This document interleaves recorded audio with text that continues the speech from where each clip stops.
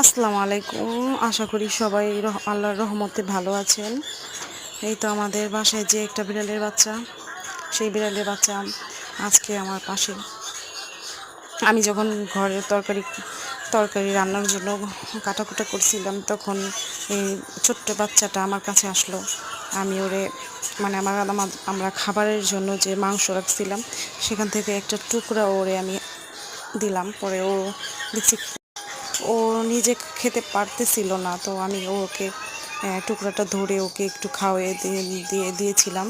তো ও আবার লাফ দিয়ে এই পাশে চলে আসলো। পরে আমি এখানে ধরলাম, দিয়ে ও একদমই মানে টুকরাটা একটু বড় ছিল, ও খেতে পারছিল না। পরে আমি সেটাকে ছোট ছোট টুকরো করে ওরে দিলাম।